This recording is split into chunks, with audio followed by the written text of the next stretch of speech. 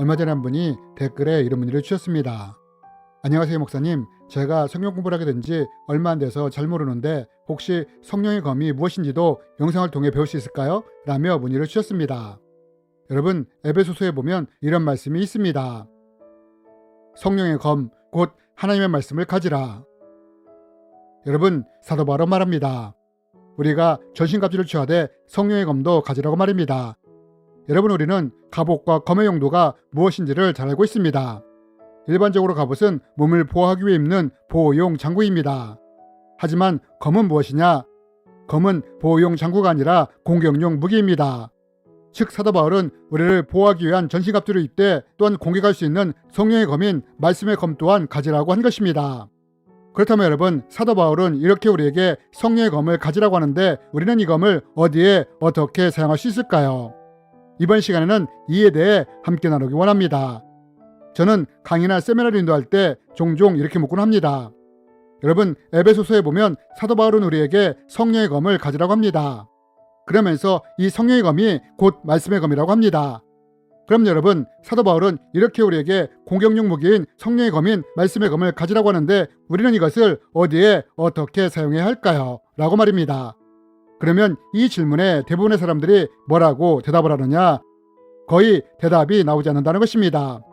많은 분들이 성령의 검을 가져야 한다는 것을 알고 또한 성령의 검이 말씀의 검이라는 것도 알고 있지만 정작 이 검을 어디에 어떻게 사용해야 하는지 잘 모르기 때문입니다. 그래서 이제부터는 사도 바울이 말한 성령의 검인 말씀의 검을 우리가 어떻게 사용해야 하는지에 대해 함께 배우기 원합니다. 여러분, 저는 오래전에 이런 경험이 있었습니다. 초창기에 축사 사역을 할 때는 너무나 힘들고 어렵다고 생각을 했었습니다. 왜 제가 이런 생각을 하게 되었느냐? 누군가 귀신 들린 사람을 데려와 축사 사역을 부탁하면 쉽게 나가는 귀신들도 있었지만 안 나가고 버티는 악한 영들도 많았기 때문입니다. 예수 그리스도 이름으로 명하노니 악한 영은 떠나갈지어다 라고 명령을 하면 약한 영들은 빨리 나가는 편이었는데 강한 영들은 나가지 않고 버티려고 했기 때문입니다. 예수 그리스도 이름으로 명하노니 이 사람의 몸에서 나갈지어다 라고 명령하면 강한 영들은 어떻게 반응을 했느냐? 나가! 그러면 안 나가! 라고 대꾸합니다. 물론 이것은 예수님의 이름에 권세가 없어서가 아니라 당시에 나의 영적인 능력이 약했기 때문에 강한 영들이 버틴 것이었습니다. 야, 내가 30년 동안 여기서 살았는데 내가 왜 나가? 여긴 내 집이야 하면서 나가지 않고 버티는 것입니다. 그래서 초창기에는 악한 영을 쫓아낼 때 밤을 새는 경우가 많았습니다. 밤을 새고 대적을 해야 나가는 귀신들도 많았습니다. 이런 상황이 반복되면서 내가 이렇게까지 하면서 축사 사역을 해야 하나? 라는 생각이 든 것입니다. 그런데 이럴 때 성령님이 한 말씀을 떠오르게 하셨습니다. 히브리서에 있는 말씀이었습니다. 이 말씀이 어떤 말씀이었느냐? 하나님의 말씀은 살아있고 활력이 있어 좌우의 날선 어떤 것보다 예리하여 혼과 영과 및 관절과 골수를 찔러 쪼개기까지 하며 또 마음의 생각과 뜻을 판단하나니. 여러분, 성령님은 이 말씀을 떠오르게 하셨습니다. 그러면서 이 말씀 중에 한 부분을 크게 보여주셨습니다. 그곳이 어디였느냐? 하나님의 말씀은 좌우의 날선 어떤 검보다 예리하다는 말씀이 크게 확대가 되는 것이었습니다. 이러면서 성령님이 깨닫게 해준 것이 무엇이냐? 하나님의 말씀이 예리한 검과 같다는 깨달음을 주신 것입니다. 여러분, 사도 바울도 하나님의 말씀이 성령의 검이라고 하지 않습니까? 이와 함께 제가 이것을 깨달은 후에 다음 축사 때에 어떻게 했느냐? 드러난 악한 영이 계속 나가지 않고 버티려고 했습니다. 이때 제가 어떻게 했느냐? 예수 그리스도 이름으로 명하노니 이 악한 영아 이 사람의 몸에서 떠나갈지어다 라고 명령을 했습니다. 명령을 했음에도 계속 버티자 제가 다시 이렇게 명령했습니다. 예수님이 말씀하셨다. 믿는 자에게는 이런 표적이 따르리니 곧 귀신을 쫓아내며 새 방언을 말하며 뱀을 집어올린다고 말씀하셨다. 내가 이 말씀을 믿고 의지하여 이 말씀의 검으로 너를 치노니 악한 영은 떠나갈지어다 라고 명령을 했습니다. 마치 제가 큰 칼로 내리치듯 악한 영을 말씀의 검으로 내리친 것입니다. 그러자 어떤 일이 일어나느냐? 악한 영이 악! 하면서 고통스러워하는 것이었습니다. 사실 이것을 보고 가장 놀란 것은 바로 저였습니다. 그리고 이것을 보면서 깨닫게 되었습니다. 좌우의 날선 말씀의 검을 악한 영을 대적하는 공격 무기로도 사용할 수 있구나 라고 말입니다. 그러면서 다음부터 축사 사역이 훨씬 쉬워졌습니다. 왜냐하면 이제 악한 영이 버티면 성령의 검인 말씀의 검으로 악한 영을 대적할 수 있게 되었기 때문입니다.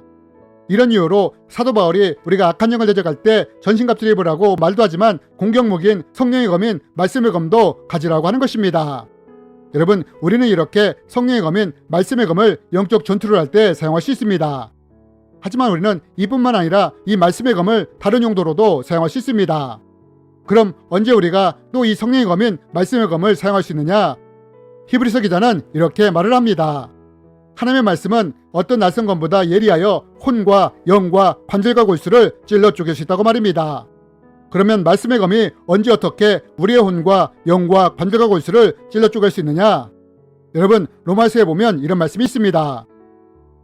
그러므로 믿음은 들음에서 나며 들음은 그리스도의 말씀으로 말미암았느니라. 여러분, 우리의 믿음은 들음에서 납니다. 만약 우리가 그리스도의 말씀을 듣는다면 우리는 예수님에 대한 믿음이 생길 것입니다. 하지만 우리가 예수님의 말씀이 아니라 다른 말을 반복해서 듣게 된다면 어떻게 될까요? 이것도 반복될 때 우리 안에 이와 연관된 믿음이 생길 수 있다는 것입니다. 저는 오래전에 한 청년에 대해 치유사역을 한 적이 있습니다. 청년은 10년이 넘게 조현병 약을 복용했으며 정신병원에도 자주 입원을 했습니다. 그런데 치유사역을 하면서 무엇을 알게 되었느냐? 이 청년의 문제가 부모의 말과 행동으로부터 생기게 되었다는 것을 알게 되었습니다.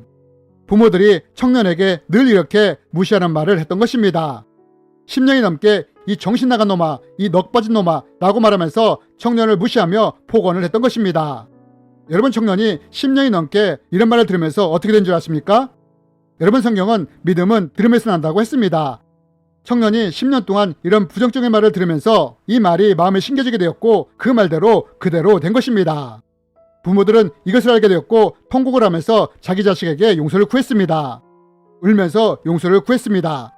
그러나 문제는 용서를 구했다고 이것이 바로 해결되는 것이 아니었습니다. 이미 들었던 것이 마음에 심겨지게 되었고 자신에 대한 부정적인 이미지가 믿음이 되어 혼에 심겨졌기 때문입니다. 그래서 이 형제의 이런 잘못된 혼의 이미지를 어떻게 치유했느냐?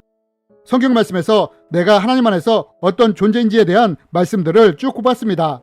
하나님이 우리를 어떻게 바라보시는지, 얼마나 사랑하시는지, 우리가 하나님께 얼마나 가치 있는 존재인지에 대해 쭉 말씀을 뽑았습니다. 그리고 이것을 청년에게 주면서 말했습니다. 매일 아침 거울 앞에 서서 이 말씀들을 자신을 향해 선포하라고 말입니다.